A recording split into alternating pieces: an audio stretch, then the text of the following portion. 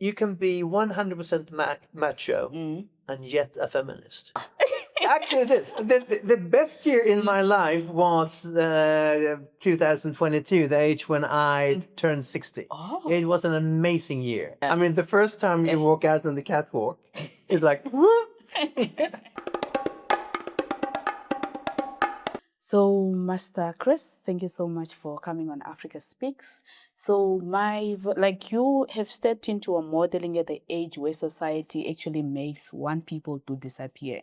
At the age of 60, that's when you started your modeling career. So, what did entering that world of modeling reveal to you of who the world values and why? well, first it was just like a coincidence when I started my modeling career. I had no intention, but I have actually I'm a friend from Angola. Oh, okay. She lives in Portugal, and she said, "Hey, Christer, why don't you start a modeling career?" And I sort of, "Hey, no, why should I?" You know, a bit modest. But then I had another friend. His name is Peter, if you listen, and he was part of this agency. So I sent in an application, and a month later I was granted as one of the models. And from there on, I started to work on it, and had so far, I would say, an interesting development. So I've done a lot of.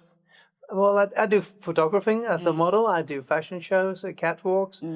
I'm a certified catwalker, and I mean, so it's like a total new world opening up, and very unexpected, but very, very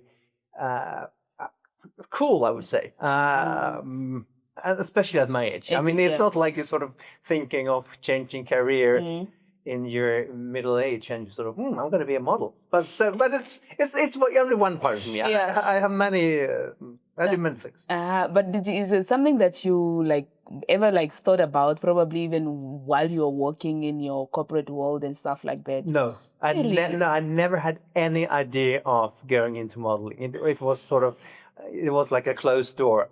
But luckily, thankfully, some of my friends helped me to open up the doors. And now I'm doing jobs. I wouldn't say all over the world, but I do a lot of international work. I've done a very nice shooting in Malaysia, one in Portugal. Going to go to Georgia in Caucasus, Tbilisi, Georgia Fashion Week next week. And as I also love to travel, I love to meet people. That's a very nice combination. Interesting. Like the very first time, probably when you started the modeling career, was it probably, did you have any fear? Was it more of an excitement? I mean, it was a combination. Of course, but more excitement than fear. But of course, you're nervous. Yeah. I mean, the first time you walk out on the catwalk, it's like, what am I doing here? But then of course it's a heck of an ego boost, of course, which appeals to me. But now, when you do a catwalk, it's only excitement. It's only excitement. So it's sort of, like a racing car. Yeah. You're waiting for the green light. So it's cool. And you meet these fantastic designers from all over the world, and they have very creative designs, which is some a bit odd, but it's cool. I mean, I am curious. I like to try new things. So why not? Yeah, it's actually an interesting lifestyle. Or let me say you have an interesting lifestyle. Because imagine at the age of 60, that's when society is like, you need to go in retirement, you need to be probably at the farm, you need to be somewhere.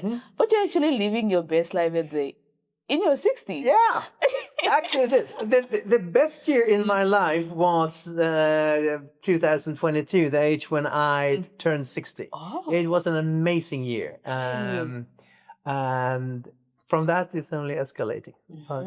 Did you have plans for the age after retirement or after the 60? Well, yeah, I'd like to. I'm semi-retired now, and that has been my plan. And to be able to travel, to be able to play more golf. I'm a golf nerd.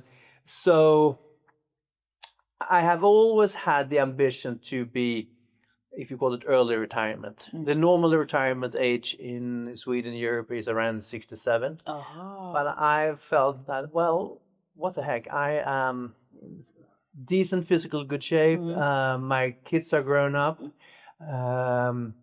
I have a window of opportunity now to really enjoy and do what I like to do. And yeah, I'm happy. Interesting. This is really interesting because this is the life that, like, especially when you are traveling and you are living your best life, doing the cat work and stuff like that. It's really interesting. So we are having this conversation currently in Namibia. Yeah, and your first time coming to Namibia. So it's actually a place that holds like its own story about beauty, about value and identity. But then before you arrived to Namibia, so what did you expect this part of the world to reveal to you? Well, I've seen quite a bit of Africa, mostly on the east side. Been to South Africa many years ago, but Namibia has always been on my bucket list, mainly because of nature. It has. Before I arrived, I had this picture of the wildlife, the nature, more desert-wise compared to East Africa. If you compare to Uganda, Tanzania, Kenya, it's a bit more vegetation compared to here, but still it's a very interesting landscape. So, and then I also like to do volunteer work, wildlife volunteer. I try to do one trip a year. So this year I found this wildlife sanctuary out in Harnas. And I thought, wow, I can do a combination of seeing Namibia and also do my wildlife volunteer work. And I've been here now almost 4 weeks, and I get amazed about the country. It is, it's fantastic. I mean, the landscape, the scenery, it's the wildlife, the people. You compare Windhoek with the small villages. I learned so much. Have you been to the villages, like any of the villages? Sort of. I mean, when we were out in Harnas, we visited some of the local village. We visited a school. I also visited at the wildlife sanctuary. The people who are working there also stay there. So they have a school, and I attended that school for a day, and it's amazing. And interesting. So, like, probably, like, did you engage with, or was there something that kind of like shocked you or surprised you about the country or the people or the beliefs and stuff here?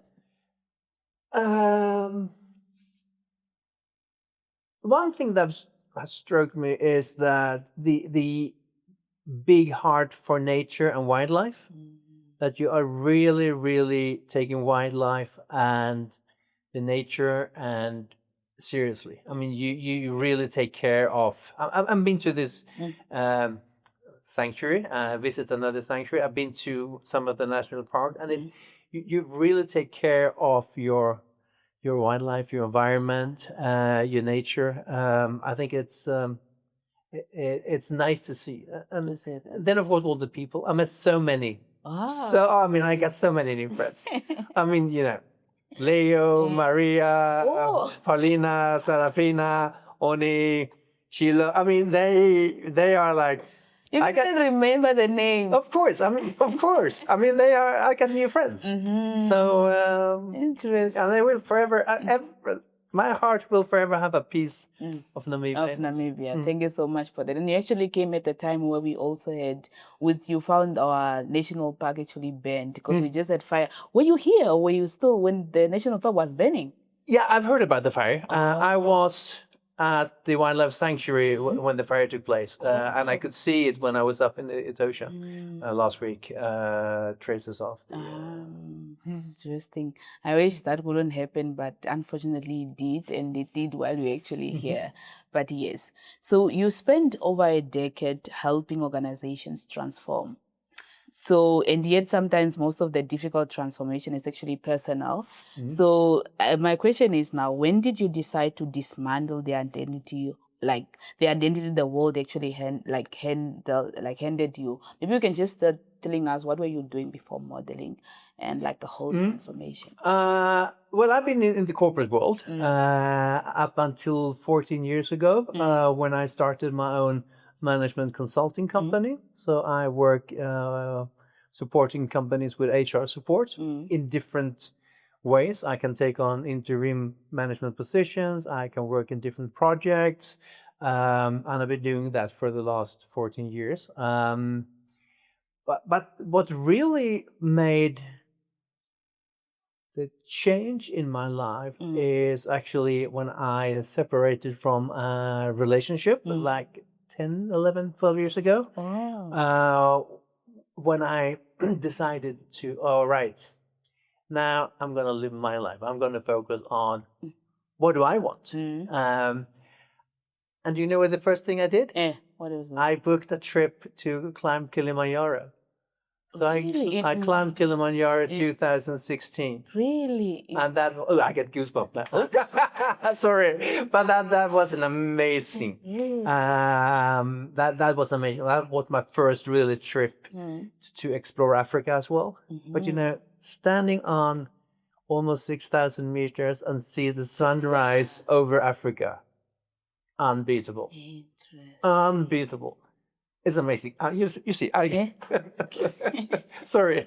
No. I get emotional. No problem at all. And like, you say 2016? 2016. Yeah. 2016. Imagine that's in Kenya now. Tanzania.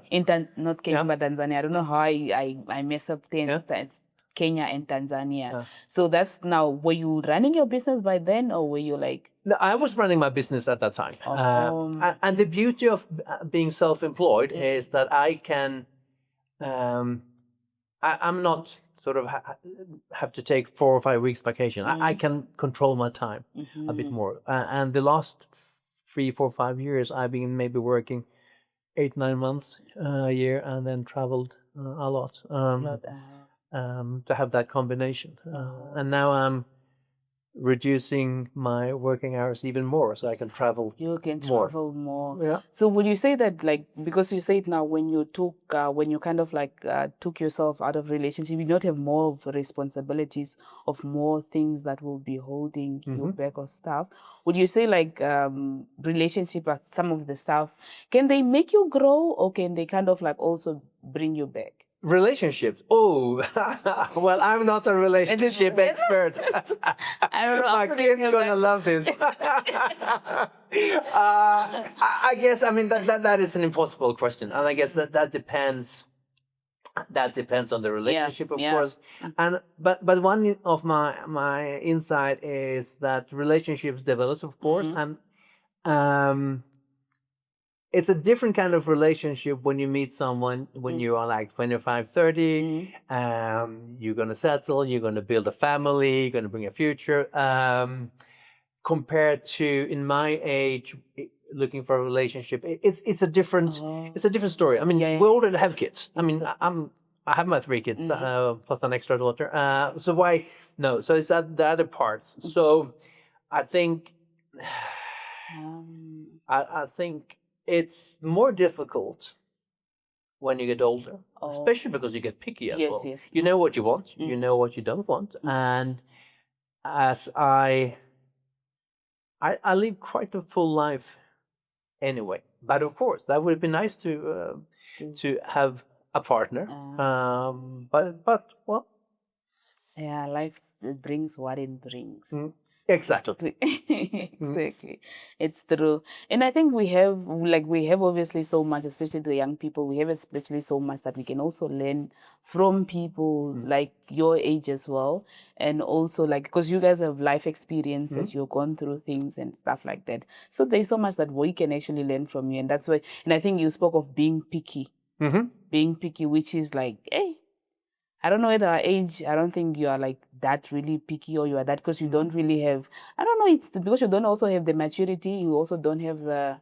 Yeah, and I think when you get into a relationship when you are like in your late 20s or something, you are more how do I put it, pragmatic, or you form yourself together with your partner. But me now, after 60 plus years, I have formed myself in a different way. And I think it's harder to match someone who also has been living like 50, 60 years to get a relationship that is equal the kind of relationship you go into when you are in your late 20s or beginning of your 30s. Okay, interesting. Thank you so much for that. So going back to success, so which belief about success did you kind of like have to kill from your early years in order for you to grow? If you have to kill? Yeah, like no. Which belief about success from your earlier life did you have to kill in order to grow? Did you have some beliefs about success growing up or from the early age? Well, I guess you are formed by society. Because there are, and I can answer like this: what is success? Yeah. Who define the measure of success? Success for you might be something totally different than me. But of course, I was formed by the society. You go to school, you go to university, you start a career, you climb the career ladder, and that is supposed to be success. If you ask me today, success is something totally different. Success is to have your freedom to do what you want to do. That to me is success. Then you live a successful life if you have your own power to decide. I want to do this. I don't want to do that. I would like to work that much. I don't want to work that much. I want to go travel. I want to spend time with my kids. I want to do whatever. But when you are, put it this way, when you are in control of your own time, that to me, I would be equal to success. Not when someone else is controlling your time. Yeah. Like you work in the corporate world. You're supposed to work 8 hours a day, but well, you're supposed to. But then you work 10 hours, 11 hours, 12 hours, and you think that is success. And you come home from weekend and you're tired. But that's, I guess that's the common, from where I come from, the common criteria for being successful. You have a nice title, you drive a nice car, you but spend money in the account. To me, it's there I've changed. So you will say that success actually changes as with time. For me, absolutely.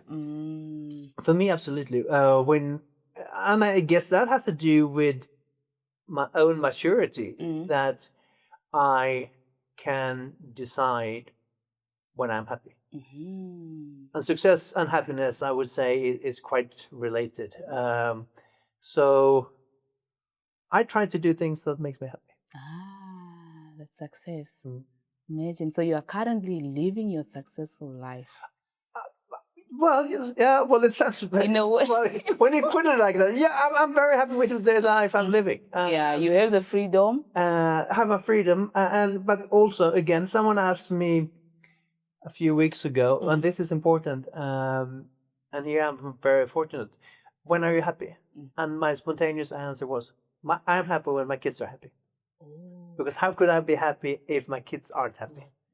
And I get 3 kids, and they all live the kind of life they want to live, and that makes me happy. Because if some of them wouldn't be happy, how could I, as a father, be happy? So they are sort of the foundation of my happiness. Interesting. That's actually interesting. Because now I'm like putting it obviously with a person who doesn't have kids, your happiness will just depend on you, probably on some material stuff. But if you have a human being who is part of you, obviously that their happiness or their lifestyle also depends on you as well. I would say so, yeah. Interesting. So coming back to modeling, so modeling is an industry where youth is actually the currency. Young people are actually the currency. What did entering that arena at the age of 60 reveal about who society allows to be seen and valued? But I think there is a new movement where the stereotypes of models are changing. Both when it comes to gender, length, appearance, age. I mean, you are not the stereotype. If you see a fashion show today, you would see a variety of models, age, how they look, bodies, gender, races, etc. It's so I think there is a change, absolutely. But again, it is more unusual to be a 63 years old model than being a 24 years old or young, tall, slim woman. It's so, but I have a very good friend, Sonia. She's from Angola. She's a designer, and she once said to me, "When age is just another tool, use your age as another tool in your toolbox when you're a model." And that I took that to my heart, and that has been a bit of a mantra. So when age is just another tool. Yeah, that you can actually just use to move your way forward. Yeah. So at other times I can say that I feel like I'm a 34 years old, but with 60 plus life experience. And that is a quite nice combination. It's true. It's true. It's true. That actually makes a lot of sense. Because I feel young in heart. You feel, yeah, exactly. And like you seeing yourself now, like how does it feel, or like probably you can just tell us, can just take us maybe back into, not back, but into a day when you are doing this, going through these arenas or going through this, doing this catwalk and stuff like that. Like how does it feel like? And like are you mostly like, would you find also people of your age there, or are you mostly like the oldest and like, Most cases, I am among the oldest, probably the oldest. But that is also inspiring for many of the younger models, because they come and ask, oh, you're going to be a model? Wow, cool. And how old are you? 60 plus. Oh, wow. Oh, wow. When I'm 60, I want to be a model like you as well. So it's I can inspire others, I hope. And again, of course, it is a thrill to go out on the catwalk. It is, there is the light, the music, whatever dress you're wearing or suit. It is cool. Interesting, because it's actually interesting. I think also like where the world is currently moving, because there's so much that society has put, or like stereotypes that society has put there, especially with age, that if you're also growing old, you're also losing your value as well. You're also losing the value of how much you can actually contribute to society, of how much you can do. But you're actually proving that wrong. I hope so. I hope so. And I know there are different movements around that, talking about ageism, that people in my age are getting discriminated in different arenas, like with the work arena, you can't find jobs, etc. And I do understand that that can be a problem, but I have never experienced it. Never ever. And again, when age is just another tool. I use my experience and together with try to be young at heart and have a lot of energy. So, but I do realize there are forms of ageism in the society. But you, as an individual, you always have a choice. Shall I sit down and sort of, I feel discriminated, or do I step out of my comfort zone and say, okay, how I'm going to solve this? How I'm going to do to not being discriminated. Find new paths, not be, expand your comfort zone. It's so true. It's so true. And people celebrate you as a silver fox. Yeah, well, yeah. I used to be black hair. Yeah. I have a spot back here. Yeah. I'm seeing that. That is my original color. Really? That's your original hair color? Yeah. So this is like you color the hair? No, so it comes with age. Oh, yeah, it's true. It comes with age. So, but now, yeah, I've heard silver fox, yeah. Oh, interesting. So there's that, would you say that label actually empowers you, or does it place you in a more marketable stereotype of aging? I think my gray hair and my gray beard has contributed to my image, for sure. And if it is stereotype, I don't know. It is what it is. And I feel comfortable in it. Yeah. And so. But does it like empower you, that it gives you that? Maybe not the color of the hair. Maybe it does. Maybe I don't know. You should actually ask someone else if it does. But I think what's empower is the total life experience. I know when I did one of my consulting assignments, and I was working with a company, and I come in a room and I'd say, hey, I got 35 years of experience in human resources. Yeah. Let's handle this matter now.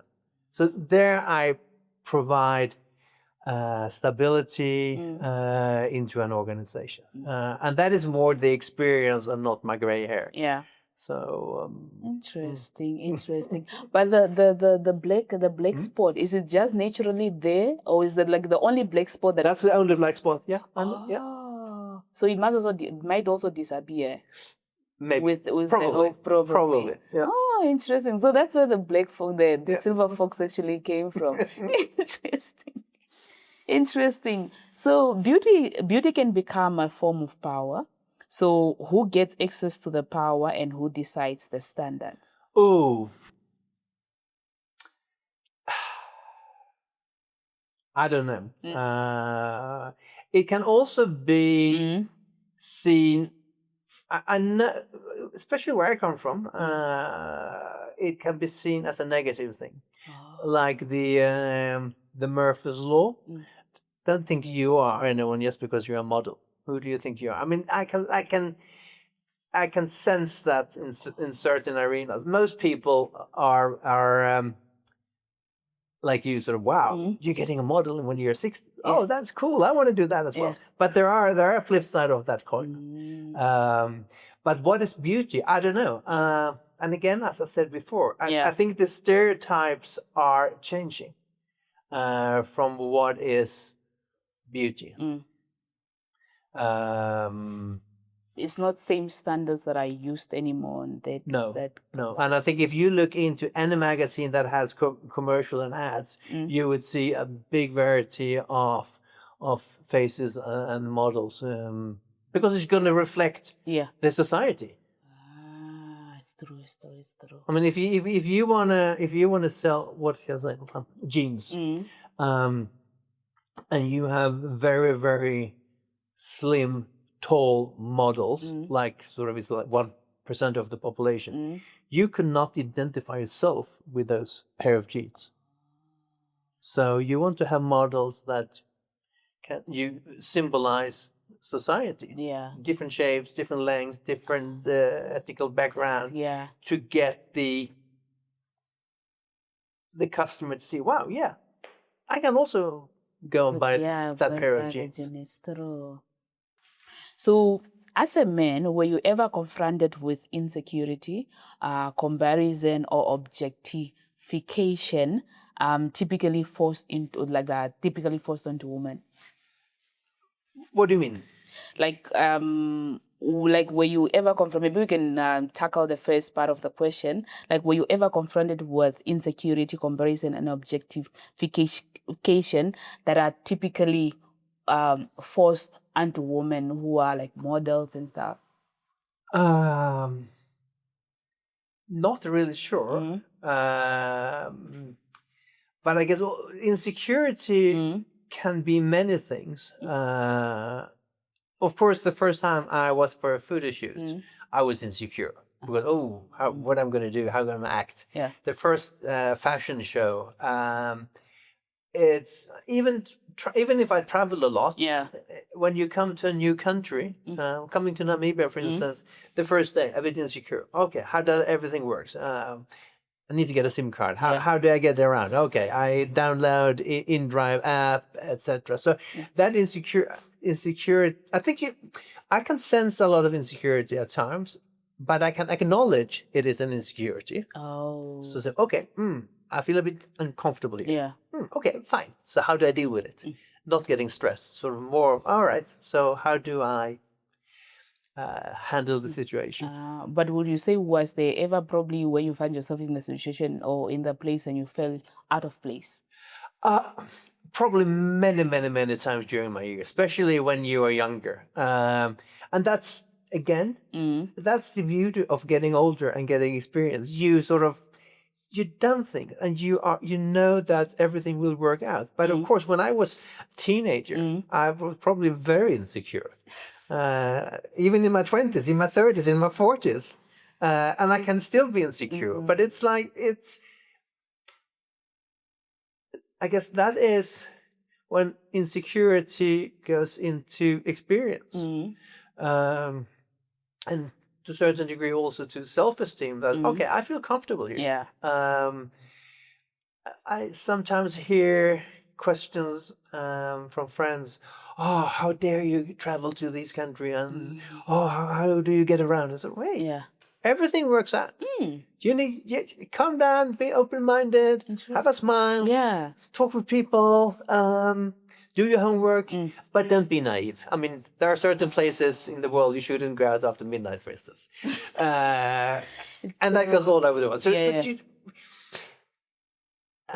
maybe this is a change of subject from your question, but one of my drives is my curiosity. So therefore, I'm always very curious when I come to a new country, and like to learn and like to know about the country, history, geography, whatever. Sorry, I might deviate from your question. No, not at all, not at all. So what would you say, probably, what did you have to unlearn about masculinity to actually belong into the space?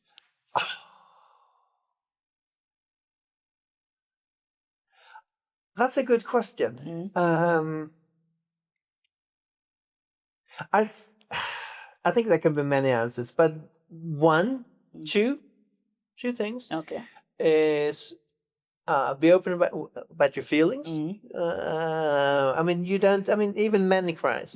I cry a lot, and it's okay to be vulnerable. You don't have to be. You can be 100% macho and yet a feminist. There is no contradiction between being a feminist or being a 100% masculine macho man. Because that's two different things to me. So, but again, going back in time when I was younger, insecure, and sort of try to live up to this, if you call it masculine role. Well, okay, you're going as a man, you're going to have to do this, and you shouldn't do this, and da da da. But again, with life experience, I feel very safe and secure with my, if you call it, masculine side. Even though I have a feminine side as well. Interesting, because I'm not sure if you have probably come across any news like in the country, Namibia, because we actually currently have a high number of suicide cases, and it's mostly among men. Yeah, it's mostly among men that are actually committing suicide and stuff like that. So we also do have some few programs that are going here on and on there, but it's actually like our society, I think we are still living in that stereotypical society where's a man you should do this, where's your man you shouldn't cry, or you shouldn't talk about your feeling, and you shouldn't do this. And there's also like, and also one thing that I saw, I think within the younger generation as well, is also there is that confusion of, there's a lot of programs when it comes to women empowerment. Right. But then we are also now leaving the boy child behind. That's now where the thing, I think the conversation are coming in, that women are being empowered more. And then while they are forgetting about the boy child. And then the boy child, they are also now, I think last week we had a conversation with one of our programs where we are also working with young boys from schools as well. We have a program on that. So, and they're like, now we are confused because you don't know what to do. And as a man, what is expected from you, and as a woman, because you also have women that are driving, or women that are saying they can provide as well, and they can do this. So like, I'm also now confused. Those the young boys that were saying that, I'm also confused because I don't know what is expected from me. Right. Yeah. And I've actually heard that discussion even in European countries, that sort of with the empowerment of women, which it should be so natural. The roles between the gender has changed, and could be a reason for men being insecure. Not know what is are expecting from what is expecting from a man. It's true. And women as well. It's true. It's true. It's true. I think there's that confusion because you like back in the days. Okay, I was not back in the days, but usually like there is like, as a man you are the provider of the house. You do this. Like now in our communities, women, you don't go to work. You are a housewife. You take care of the kids. You know the rules are there set already by society. But currently, like a woman can do this, a man can do this. We can literally do most of the things. Oh yeah. Well, you have a female president. Yeah. Exactly. Good on you.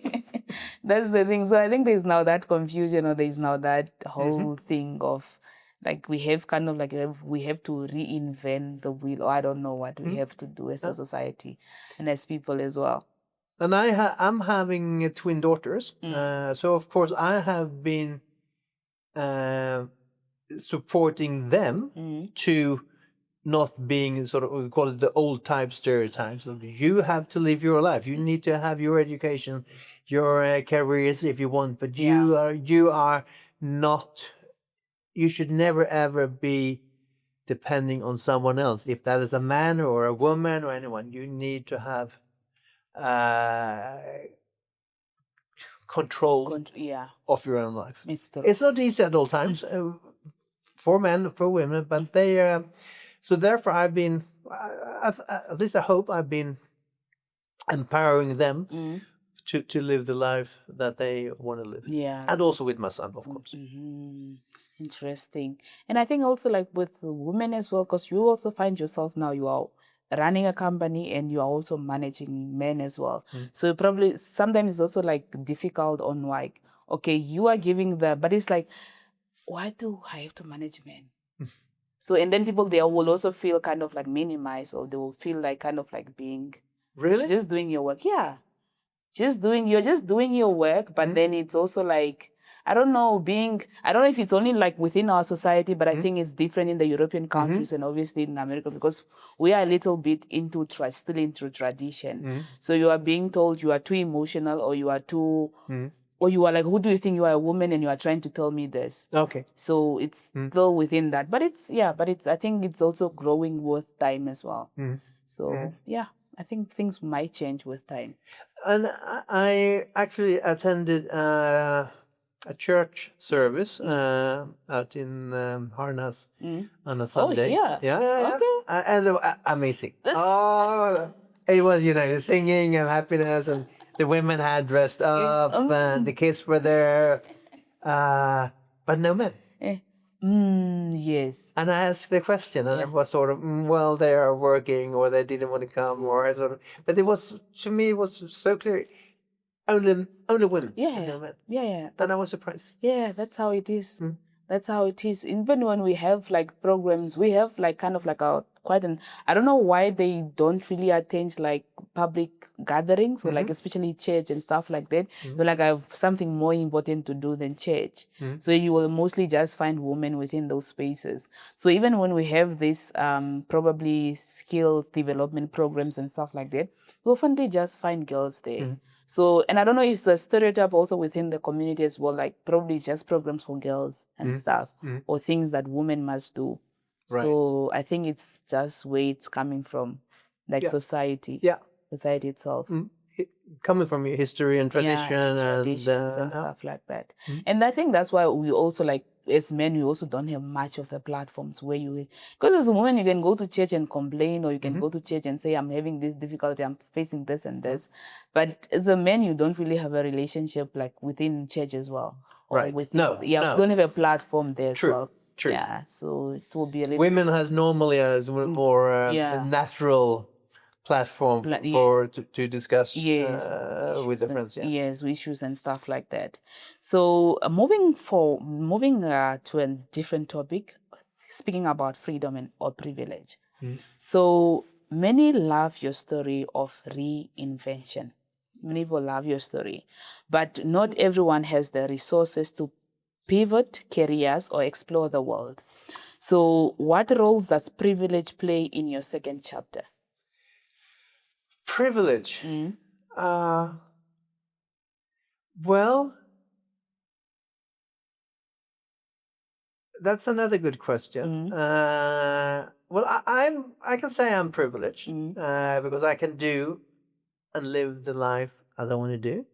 And as I said before, freedom is equal to success. But privilege,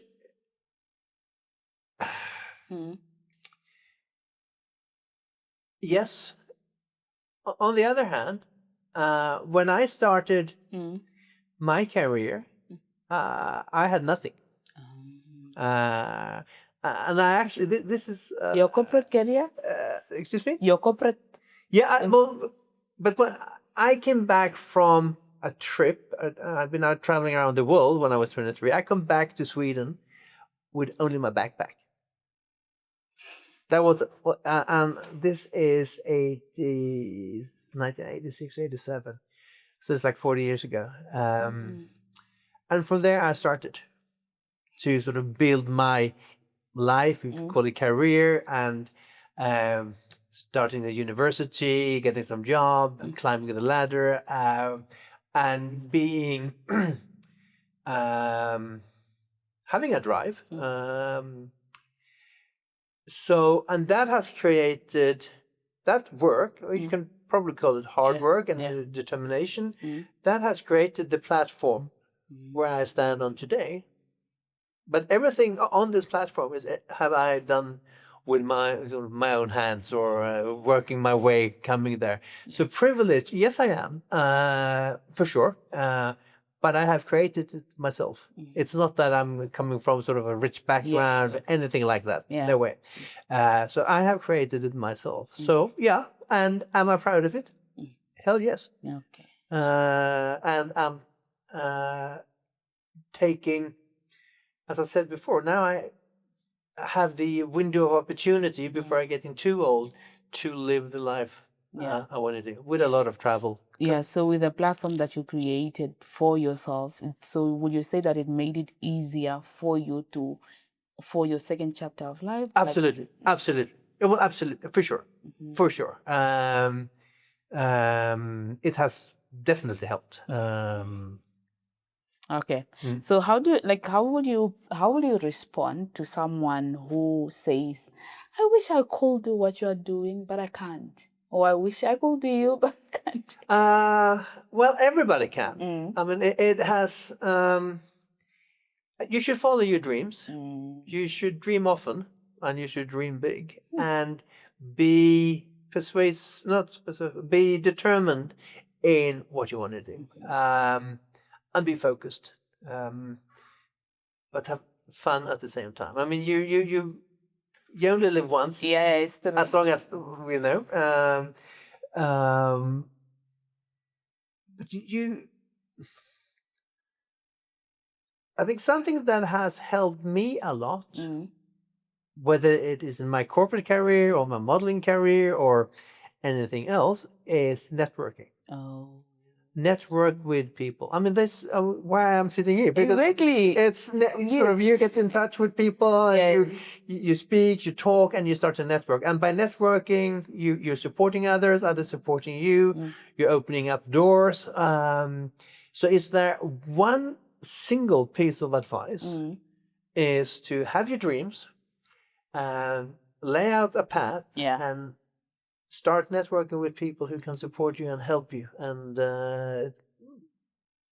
to fulfill your dreams. Will you say like the exposure comes with can help one kind of like expand your dream or like expand your... Absolutely. Really? I mean, there's certain similarities from me being a management consultant. I'm self-employed. I have to find new customers. Yeah. Similarities to being a model, because there's 1,000 of models out there. You need to show your customer or the agencies or the fashion shows that, okay, I'm available too. Give you an example. I made a fantastic photo shoot with a Malaysian shirt company, Captain Batik. Oh. How did I get it? I were in Malaysia, Kuala Lumpur, saw the shirt, bought a shirt, found it fantastic. I sent them an email. Hey, I really like your shirts. I work as an international model. What do you think of doing a collaboration? 2 weeks later, I was in Kuala Lumpur for 2 days photo shoot. And if you go into their homepage, guess whom you will see. So this is what I mean. I mean, you can do it. Because if I'm sitting and sort of waiting for someone to call me, that will never happen. You need to be out there. Network. Ask a question. You can only get a no. Yeah, there's nothing more that you can get or like because the only bad thing that you can get is a no. Yeah. It's like when you contacted me. Yeah, exactly. And I was like, wow, cool. I've never done this before, so let's try it. And it's actually exciting to have you here because like I only saw your post that you're actually coming to Namibia. I'm like, I would love to speak to this man. I really love to have him on our podcast. And here we are. And I was thinking like, probably he was going to be busy and he already has his schedule already set out and he might not even get time. And it was actually, you actually responded very quick and you're like, yeah, let's do it. Yeah. Interesting. I'm like, wow. Well, that's me. I mean, I'm open, I'm curious. Why not? I'd rather say yes than no. Yeah. And it's for a good cause. It's true. It's true. So I wanted for us to go to speak on like you traveled to over 60 countries, and you volunteered in other African countries. Is it the only country where you like volunteering to? I've done 4 volunteer trips. Nabosho, which is close to Masamara in Kenya. I did in Tofu, Mozambique. And last year I was in Borneo and worked with orangutans in Indonesia. And now this year in Namibia. So 3 times in Africa and 1 time in Indonesia. And I'm already planning for next year. And I hope to go to Botswana in Zimbabwe and do some. There's some nice rhino and elephant sanctuary. Okay, interesting. So how do you avoid the volunteerism trip where impact becomes more about the visitor than the community itself? I'm not sure I understand the question. Like, how do you avoid the volunteerism trip? Okay. Yeah, trip where the impacts become more about like the visitor itself than the community itself. Because we do have this volunteerism programs that comes into countries and they don't really say their main object of why they are there, but then they use a different kind of objective. Okay. I'm not sure if I have come across that, but the volunteer trips I've done, it's a form of, I could call it ecotourism.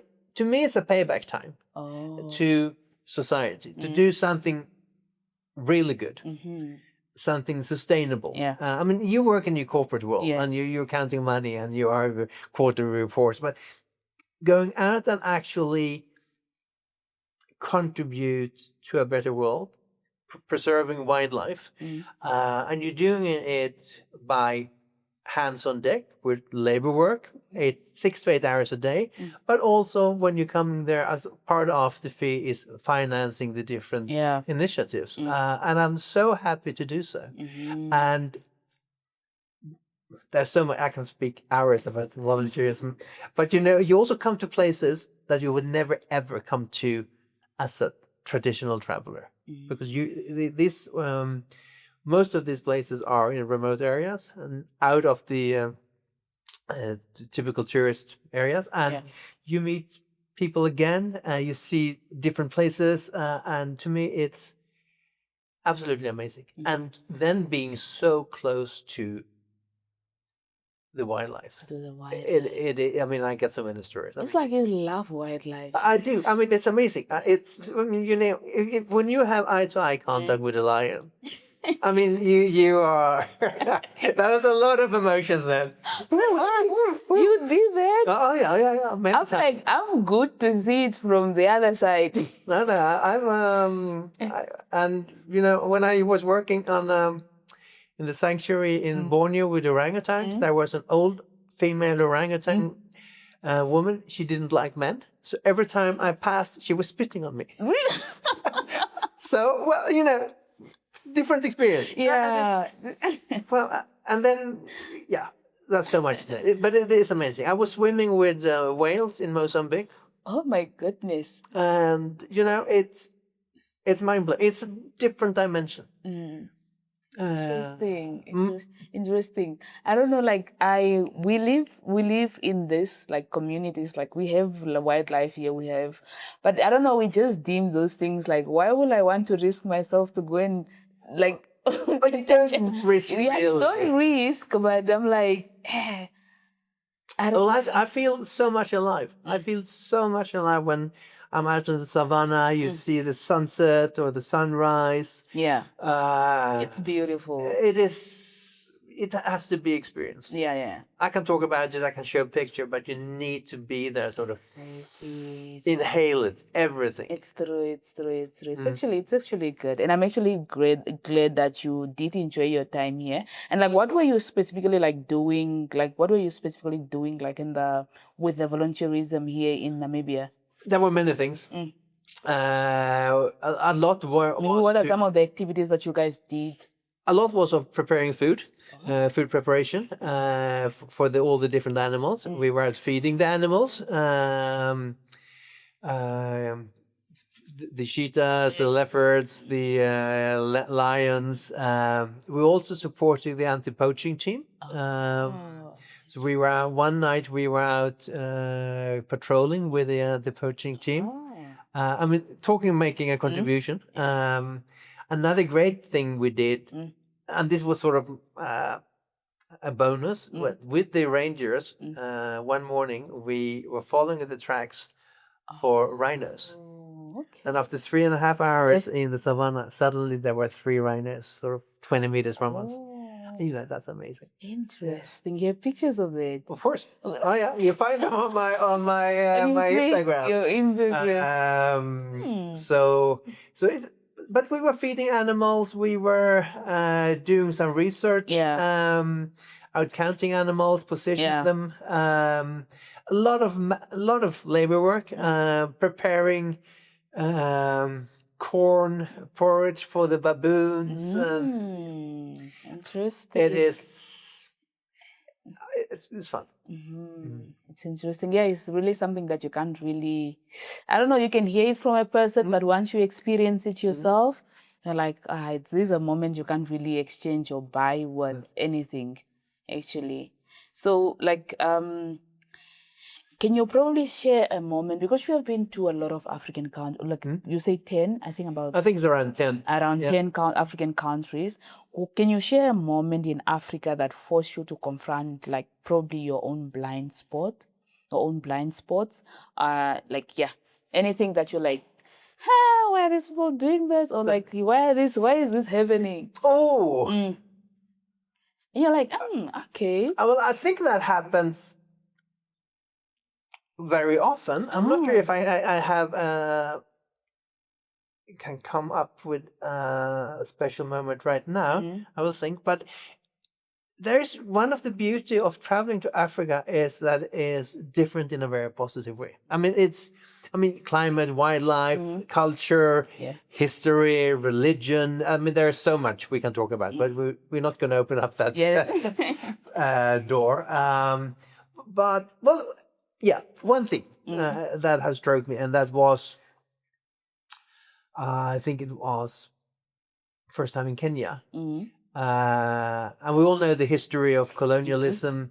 And suddenly when you draw on the map, okay, this is now Kenya, and a nation, and this is Tanzania, and da da da. But and I think it's the same here, that even though you're Kenyan, your tribe will always be number one, and your nationality second. Yes. So when you speak with Kenyan people, so they ask, which tribe are you from? That would never, ever happen in Europe. Never. So that is something that really was aha to me. Wow. Yes, of course. Because the tribes has been living in the areas for whatever, 100 number of years, thousands of years, 100 years. Suddenly you draw a map. This is Kenya. This is... Take the northern border of Kenya, which bordered to the south of Ethiopia. Yeah. You have the same tribes. Yeah, you have the same tribes. But some are Ethiopian, some are Kenyan, but they have a belonging in the tribe and the culture. Exactly. That is probably the biggest aha moment for me, sort of, stupid Westerner. And that's why now we are left with some challenges, like some problems, because you have people, the same tribe living in different countries. Like, for example, here in Namibia, you have Angolans that are in Angola, and you have Namibians. So you have your family in Namibia and you have a family in Angola, and they are divided because of the border.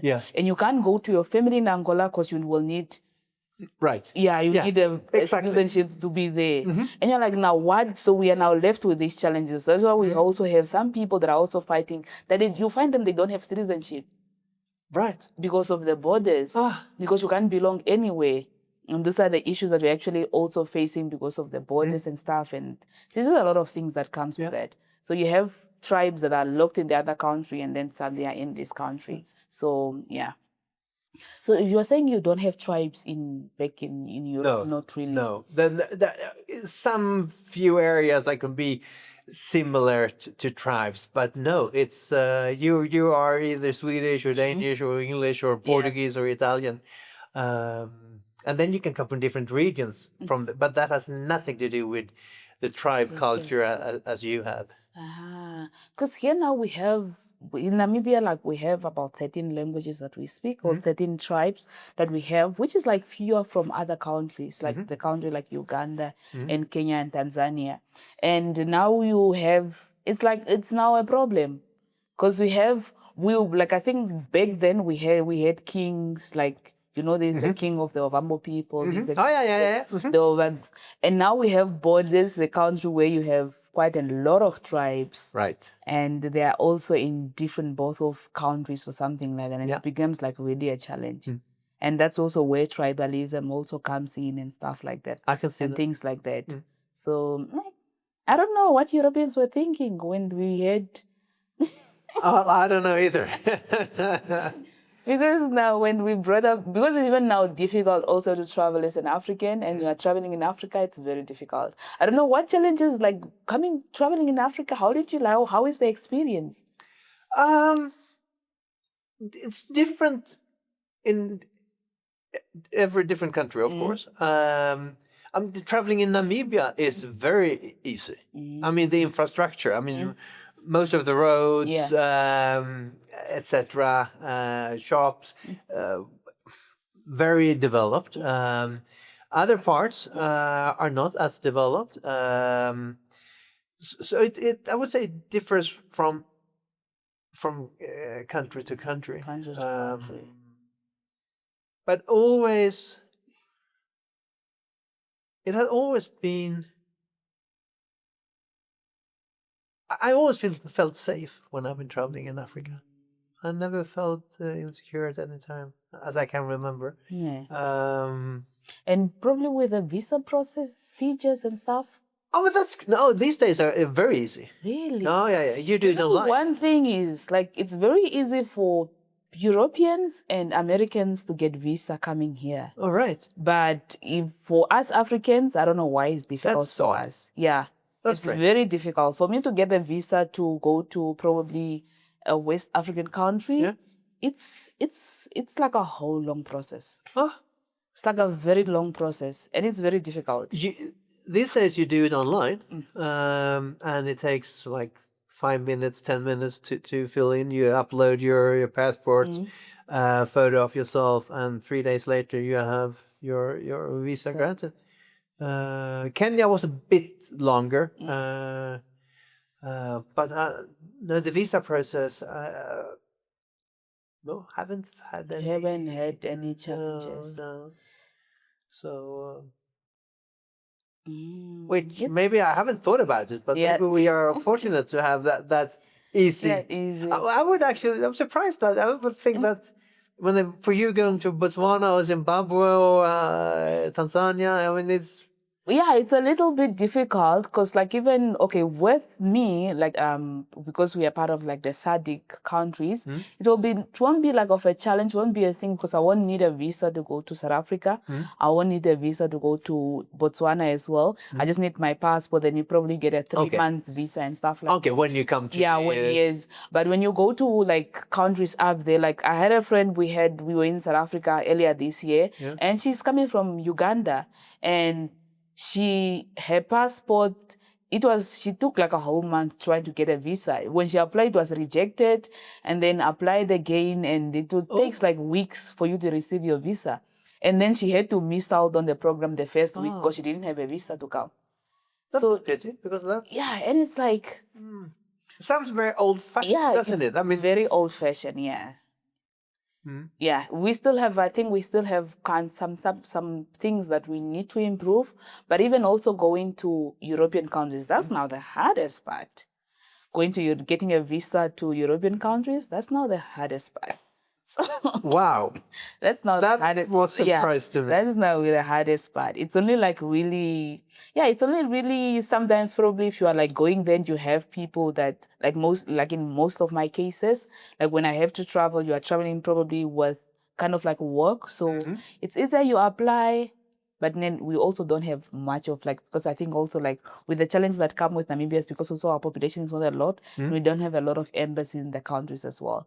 So you will need to travel, like going to Italy, you can apply online, you need to be there physically in person. Okay. So you will either have to travel to South Africa or to Angola or to other for you to go and apply for a visa.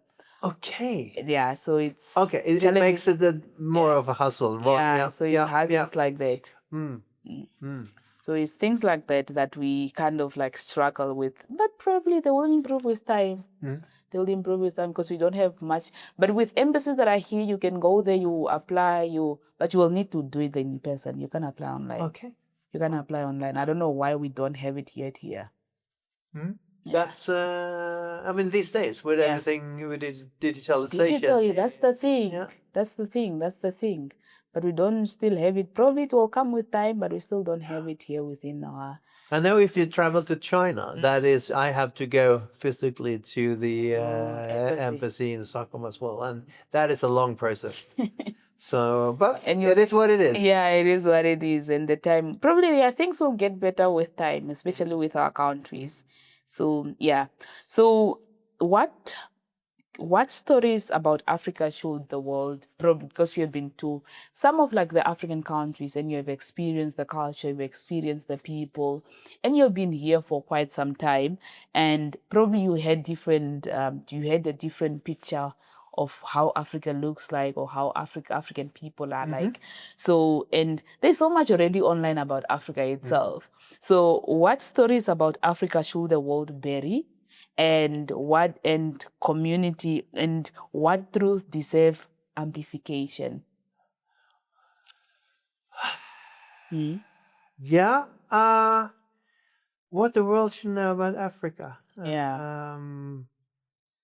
And what should probably the world bury about Africa? I find something that strikes me whenever I've been to Africa is the joy and happiness of the people. Really? People seem to be very happy, most people. Even if you travel, I remember traveled in remote villages in Uganda. Yeah. Gravel roads, hardly any electricity, but people seem very, very happy. And I was thinking, are these kids more happy than the European kids do with all this sort of higher material standard? So that's the happiness. And then Interesting. Maybe while you are thinking, what maybe stereotype, maybe if you can give us maybe an example of a stereotype that you kind of like believed or that you heard about Africa. You're like, okay. I think many people, I was probably maybe the same before I started traveling to Africa, but it's like, it's poor countries, it's dangerous, it's hard to travel, but all of that is false. I mean, just look where we are sitting in this fantastic shopping mall, which is like any shopping mall around the world.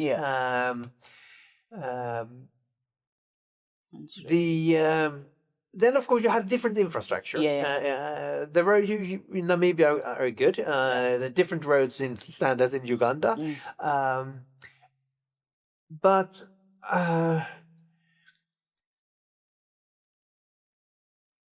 going back to whether it's safe or not, as I said before, I never felt insecure in Africa. I think, and this is, I think people or humanity in general, everything that is unknown, you start to sort of, ooh, scary. Yeah, scary stuff. Oh, this is the,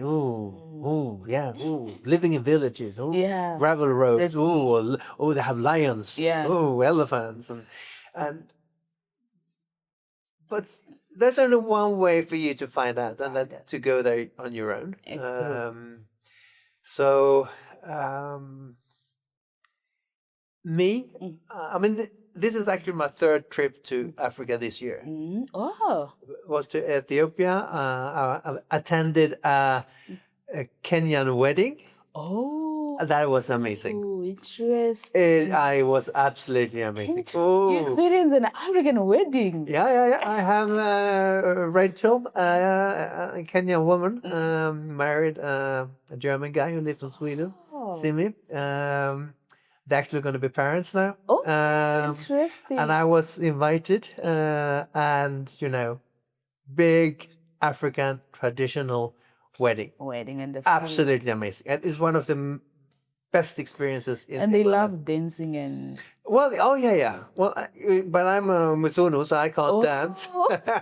I tried my best, but I don't know, don't have it in the DNA as the Africans. But it was an amazing. Maybe I deviate from your topic. No problem. Just going back actually, like with you spoke about African people being happy and going to the villages of like, people are happy without gravel roads. People are happy without like infrastructures. But it's also the thing, like, as Africans, like, we have, like, the way we also value, like, wealth is totally in a different thing. And, like, you go into the villages, people don't know about buildings. People don't know. They probably know, but they don't value, like, the buildings, the roads, because that's, like, the way we have, the lifestyle that that's our lifestyle. Yeah. That's the lifestyle that we've been living for your tradition. ages. Yeah, that's our tradition. So we are doing our livestock rearing, we are doing our crop farming, we are doing, that is our lifestyle. Yeah. We are sleeping in huts, in like huts rooms. That's like our tradition. That's like our traditional homes. That's how we do things. Yeah. So it's only when we get now, probably like you go to to the cities and you go to, and we are kind of like, most of the areas, they are kind of like getting influence now, and tradition is also fading out. But you also see most of the communities as well, they are also trying to get their tradition back, going back to the ways, the lifestyle they used to live and stuff like that.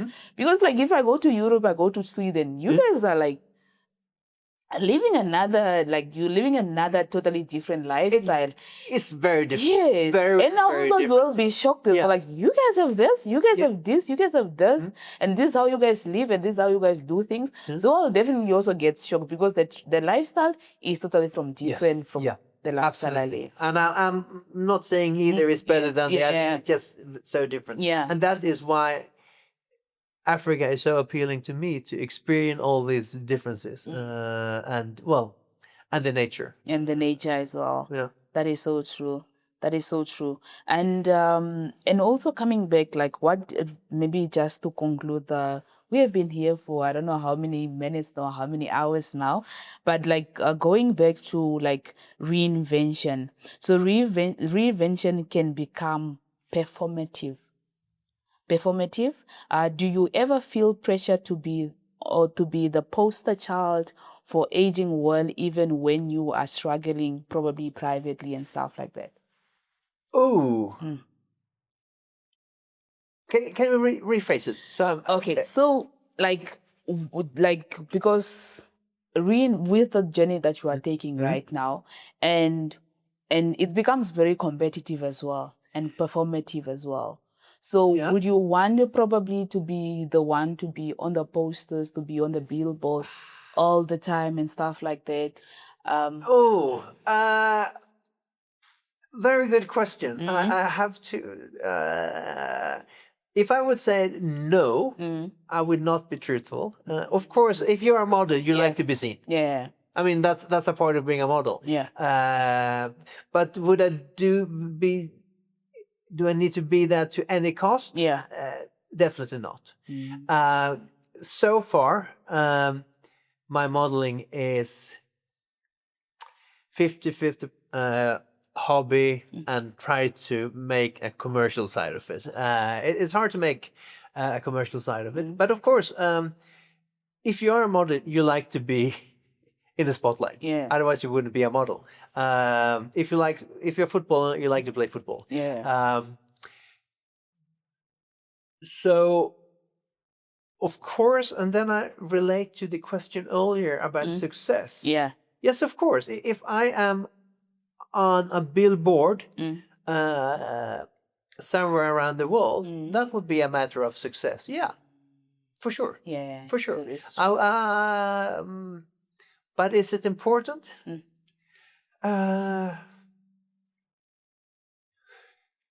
Yes.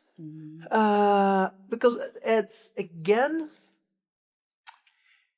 even though I'm a newbie in the modeling world, but the more you are seen, it also says, oh, right, experienced model. Yeah. He's been doing modeling work there, and you get more assignments and shootings.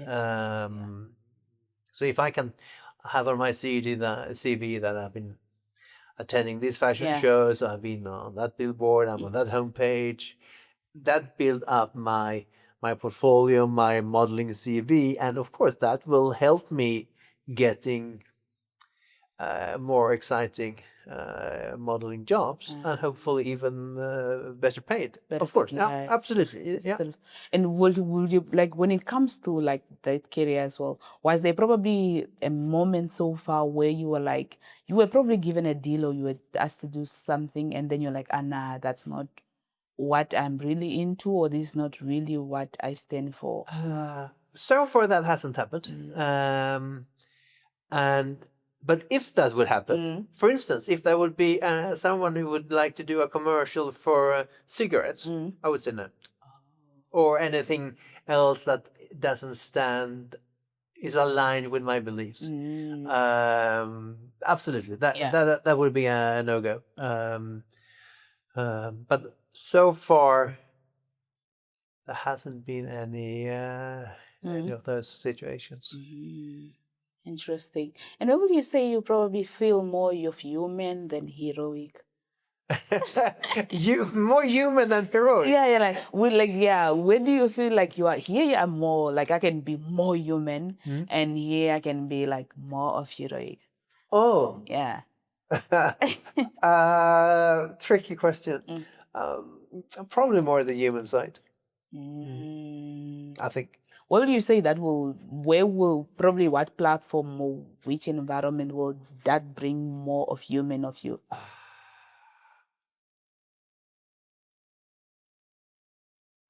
Don't know. Eh? Not yet. No. Well, I don't know. It's okay, interesting. So you say you're a father of 3. yes. You're a father of 3, and have your children reacted to your public transformation? How did they react to the public transformation?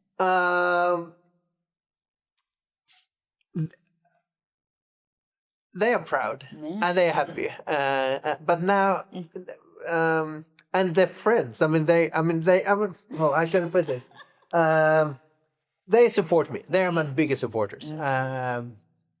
And of course, they think it's cool that their daddy are in the billboards in Kuala Lumpur or go to Georgia for a fashion show. But it's getting more and more into the sort of normal phase now after 2 years. Okay, all right, oh, it's another photo shoot. Daddy's away there. But in the beginning, they were sort of. I think they were proud. At least they said they were proud. Were they worried probably in the beginning? No, not worried. And my kid knows me, so they were probably not that surprised that I sort of took a new shift in my career. But they have been supportive all the way. Which is nice, of course. Yeah, which is really and my friends as well. And their friends as well. Imagine now saying like, no, your dad is a model in your daddy's school and stuff like that. It's nice. I think it's nice. So when your children speak about life, the life that you chose, so what do you hope they will say about you, what your story actually stood for? Oh, what my story actually stood for? Yes. I think courage, independence,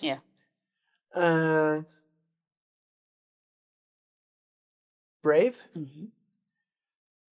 crazy, and follow your heart, follow your dreams. That try to be outside your comfort zone, and do what you want to do. Follow your heart. I hope that is the legacy. Okay. Interesting. And what is the bravest decision you have not yet made? Oh, the bravest decision. Yeah.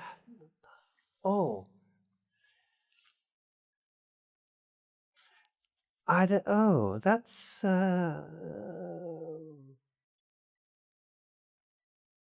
good question. Yeah.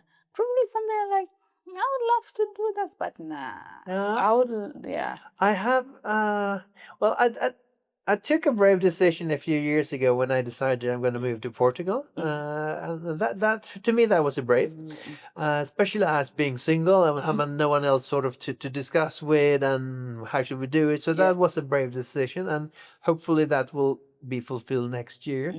But then,